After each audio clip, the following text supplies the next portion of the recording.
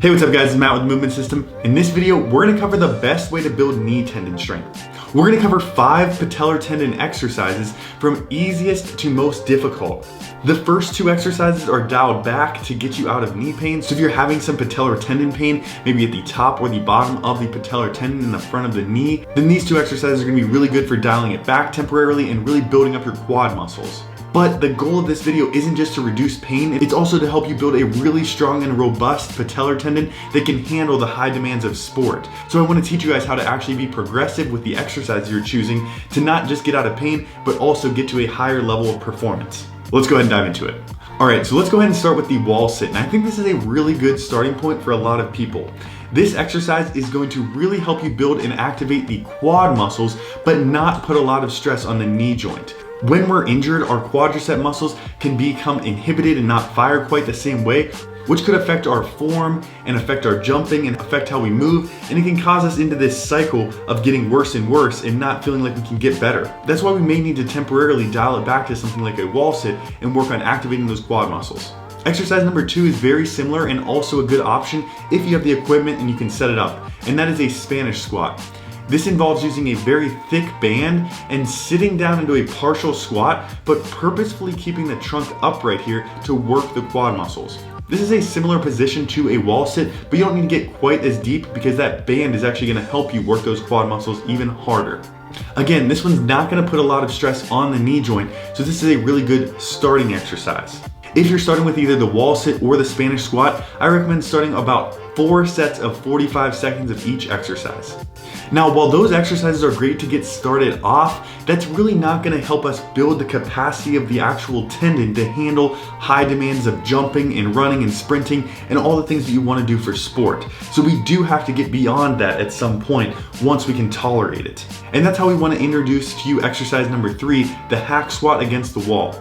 This exercise is done purposely driving the knees over the toes to load the patellar tendon in the front of the knee. If this exercise is really irritable, we don't want to just jump right into it with a lot of weight. We can start with no weight and not too much range of motion here, but over time you want to get deeper with these repetitions and add weight and really start to stress that tendon specifically so that way you can build up the capacity of it to handle the higher demands of your sport. You do want to monitor though, is this exercise making my knee feel better, stay the same, or feel worse? Because if you're adding this on top of a ton of training that you're already doing and you're already putting a lot through that knee, then this may not be the right exercise for you to add in your individual situation. There's no one size fits all best exercise, so really think about how you feel 24 hours and 48 hours after doing this exercise. But I think if you're doing this progressively, you're starting with a shorter range of motion with less weight and you're adding weight and you're adding repetitions over time gradually, then this can be a really good exercise to build that knee back up. That leads us into exercise number 4, which is the heel elevated split squat, pushing the knee forward. Now this is a fairly advanced exercise that's going to put more stress on the knee. As we push that knee over the toe, again, we're loading the patellar tendon more and more.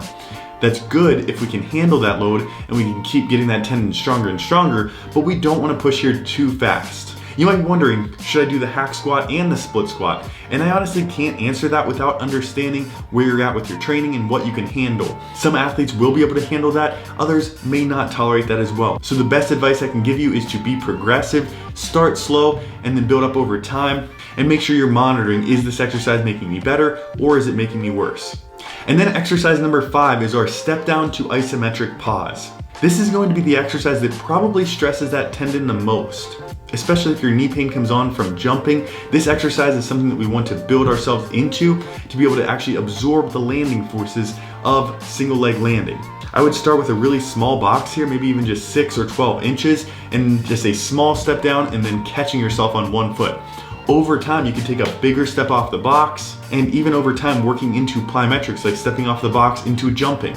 But again, we want to be gradual and build up with this. When it comes to reducing knee pain and building up that patellar tendon, you don't need to go find one special exercise that's gonna solve everything. That's really not how it works. You need to progressively challenge that knee more and more each week, enough that you're making consistent progress with building that knee tendon strength, but not too much to where you're actually regressing. That's a tough balance to find, and it's different for everybody.